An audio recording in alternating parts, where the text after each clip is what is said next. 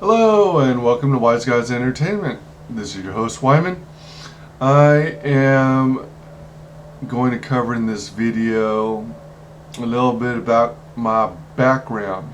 I am trying to come up with some catchy title or something instead of my background. Uh, so I'm going to cover today Star Wars. Basically, my intent and goal is to give you an idea where I'm coming from, so you know my perspective, how my views on the topic came to be. I consider myself, I guess, OG Star Wars, original trilogy. Uh, Preferred, but I do love the prequels. The prequels get a lot of flack, and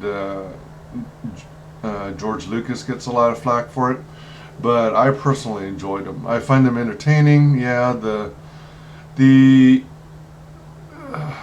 dialogue can be cringy at times, but and this may not be a popular opinion, but there's a scene in which Natalie Portman as Queen Amidala, or Padme, is with Anakin Skywalker, and it's where she professes her love to him, and she says something along the lines of, "I am truly, madly, deeply in love with you." And come to think of it, that line sounds like something from another movie. Anyway, when she said that, after I rewatched that movie for the however manyth time, it felt legit, as strange as that may sound. It kind of gives you the feels, and I like that. I like Natalie Portman in the prequels. I enjoyed the prequels. I grew up, though, on the original trilogy. So, in terms of the original trilogy, I still have memories of watching Star Wars in the movie theater. This is back when movie theaters were like one screen or two screens at most. These were small theaters. So they were still movie theaters, and it was way before the times that we have today, where you have reclining cushy seats with tables so you can get served your movie theater meal. This is back when they had the small cushion seats that don't recline. So I went there with family, and I think a couple friends, even a couple of my closest friends, and we actually went to see Star Wars. If I remember correctly, my parents dropped me off, and I had the opportunity to see Star Wars: A New Hope in theaters, in the theater. But for whatever reason, well, I guess it was a matter of us just being too late, or the timing was off. We saw the original Star Wars, and we were like in the first row of the theater because they were so short on seats. So you can imagine we were oh shoot, I almost fell back. Way back, looking straight up, and having to wrench our heads back and forth to try and capture all the action. So it was an amazing and memorable experience, to say the least. It was like you watch that movie from the 20th Century Fox logo, and you hear the score from John Williams, and then you see Lucasfilm and the THX logo. Well, I think was THX released before, at the time of the original Star Wars? I don't remember. Maybe that was later. But I think it's always been with 20th Century Fox until Disney took. Oh wait, shoot! Now I can't remember whether. Well, Disney owns Fox now, so I guess they probably still precede their movies with the 20th Century Fox logo. Anywho, so that just captured you immediately, and then it starts off with outer space, and then you've got the opening crawl. And fun fact, that's before they started physically numbering in the movies, the episode number. Um, I think it was just called Star Wars: A New Hope, and it didn't say specifically Episode 4. Anyway, it did complete the opening crawl, and maybe I'm weird, but I thought it was even cool, just that little touch where it started with a shot of space after the crawl disappeared, a shot of outer space, and then the camera pans down kind of to the right, and it became like a staple in the Star Wars movies, where then it either pans to a planet or actually no, this is in the A New Hope. It's been a while since I last saw it, but I remember a lot of it.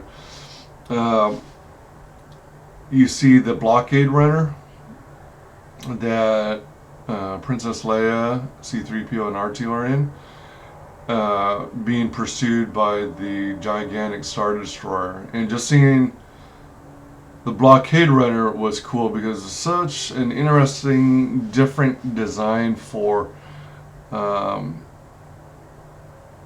sci-fi spacecraft.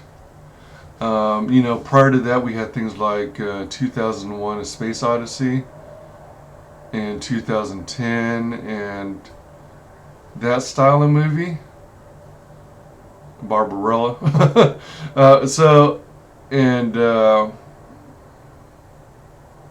I could be wrong, but I'm guessing the design of things like the blockade runner and whatnot were sort of influenced by the space stations from media, and from NASA. The shape of space stations and stuff being cylindrical in nature. And man, now I'm wondering, this is kind of a tangent, but now I'm wondering whether Star Wars came out before the black hole from Disney, or if the black hole came first and then Star Wars came afterwards. I don't remember. So I apologize for the screwed up timeline. So anyway, it was just so freaking amazing. I could remember my jaw dropping from the beginning of the movie till the end. It was like, holy crap, what did I just watch? That is like monumental, historic cinema. I guess it could objectively be considered fantasy sci-fi, because time isn't like spent being nitpicky about details about gravity and the science behind everything, and that's part of the appeal of it. You'll find out in other videos that I'm also into things like Star Trek and Stargate, which I consider the quote-unquote more cerebral kind of sci-fi. But man, do I love some fantasy sci-fi. Oh man, it's so cool. I totally nerded out. I mean, I guess I've always been a nerd, but oh man, I so love Star Wars. And I love the transitions between scenes instead of being straight out uh, instant cuts. He did those. I think they're called wipes. They're not washes, are they? I think they're called wipes. So it's like a somewhat smooth transition from one scene to another, and that's one of the things I've always loved. I not only enjoy the Star Wars movies for the entertainment value, but the story and even the technical details, like in Empire Strikes Back, how they worked with stop motion animation, the snow walkers. That was one of my favorite things about Empire Strikes Back. Um, yeah, I am big into Star Wars. I just totally love it. And um, yeah, um, I mean, I can go on and on about it. I'll probably make a bunch more videos about Star Wars to get into the roots of it all and all that good stuff. But one of my fondest memories is seeing it in the theater, first row seating, which is the worst seating ever. Because not only do you have to crane backwards, well, you know what? The more I think about it, well, no. I guess they didn't have, I guess back then they didn't have reclining seats, so what you had to do is you had to slide your entire body out so that you were laying backwards and then your lower back was resting on the front of the seat cushion. Your butt was literally levitating off the ground and your legs were at 90 degrees so that to prop you up and keep you from sliding all the way off the seat. It's just irritating as all get out when you're trying to watch all the action on the big screen and you're constantly whipping your head back and forth. That's why when it comes to movies, I like to be somewhere near the middle or the very back of the theater, on the very top row. Part of why I like to be on the very back is so that I don't have to deal with anyone kicking the back of my seat in the movie theater. And fortunately, at 5'11", I'm taller than a lot of people, so I usually don't have taller people in front of me to obstruct my view, but it happens once in a while. Yeah, so that's kind of where I come from Star Wars wise. Also, when I was younger, I was really big into the action figures, and I was often trying to recreate the scenes. One of my big dreams that never came into fruition was that I'd collect and own hundreds of stormtroopers at a time so I can recreate the scenes from inside the Death Star or in the major battles, so I could have cannon fodder in my make-believe Star Wars adventures. But in the end, I probably had like one of each design of stormtrooper. So I had the original stormtrooper, the regular footman.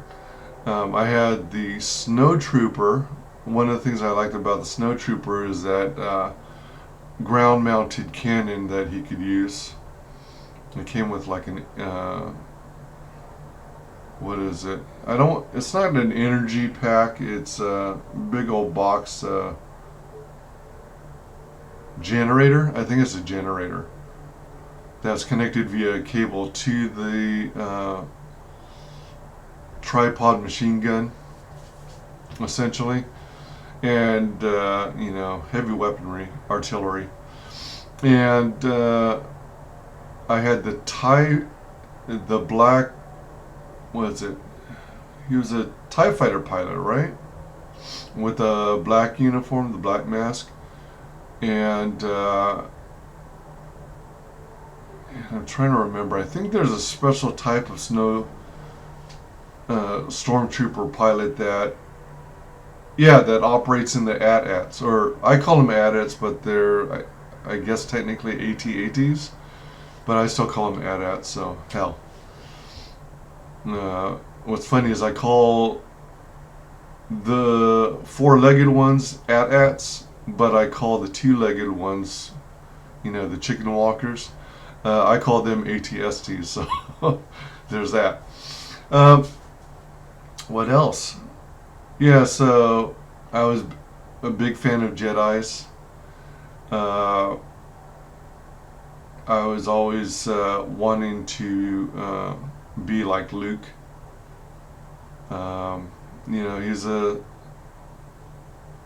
He's an early symbol of naivete and innocence, and there's another term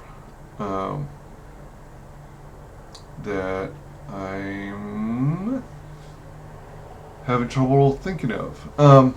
Yeah, so anyway, but he was all about hope. Looking to the future, wondering what the heck is out there for him, where his future lies. And of course, spoiler alert, he loses his Uncle Owen and Aunt Beru to supposedly the Empire. And that more easily made his mind up, because, what's the point of him remaining on Tatooine as a moisture farmer by himself? He no longer has family, so might as well go on an adventure, right? Yeah, so let's see what else is going on. Yeah, so I was big into collecting the action figures. I don't know what on earth happened to all my action figures and toys. My Star Wars toys, I think maybe I sold them or gave them away. I don't think I would give them away, but I can't find them anymore. It's been over 30 years since I've owned Star Wars figures. But I tend to be a pack rat. So what I know I do have are some toys, but what I have of Star Wars are like, I think they're 12-inch figures. I'm trying to get in the frame. 12-inch figures or so of specific Star Wars characters that I really like. And, I leave them in the box. I keep them more or less from a collector's perspective. Pull them out every now and again and enjoy them. I don't presently have the bulk of them on display, but I don't know, maybe one of these days. Yeah, so as I mentioned earlier, I love the original trilogy. I enjoyed the prequels immensely. Oh, one thing about the prequels, with the whole marketing campaign, how every trailer or teaser started off with like operatic music. I think that was killer. I think that was like just so awesome. It was definitely pure perfection. I don't know if this was all George Lucas's doing, or if it was John Williams' idea or what, but to start each of the teasers and trailers and the prequels with like operatic music, like something huge is going to come down, and then you see a veil of fog, and like you see the Gungan creatures starting to come through the fog. Man, I was so impressed with that. I was so darn impressed with that. I think Lucasfilm and LucasArts and everyone, for the most part over the years, has been really on top of things when it comes to merchandising. I think things have fallen significantly since Electronic Arts, or EA, has gotten a hold of the brand in licensing, and also things have gone downhill since Disney purchased the Star Wars franchise from George Lucas. Um, it's just a hollow shell of what it once was. I'll go more into that in other videos, but I'll just leave it at that for now. Just trying to figure out if there's anything I was going to add right now, but this is, I think that pretty much covers it. Yeah, so I'm a big fan of the original trilogy.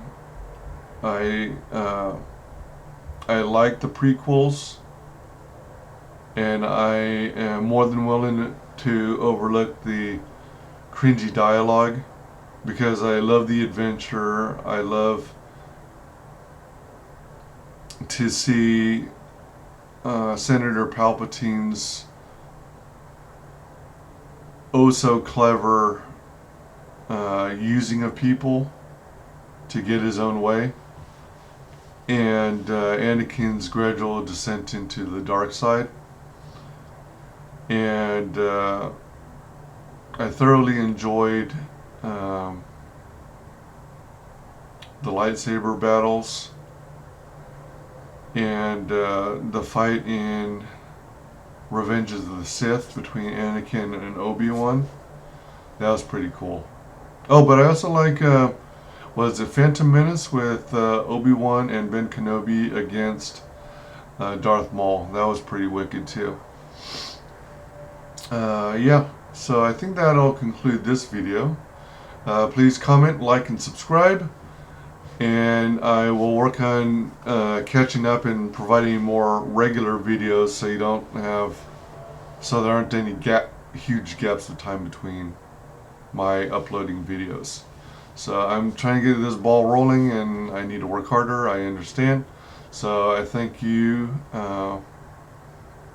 for your consideration, and thank you for your patience while I get on the ball.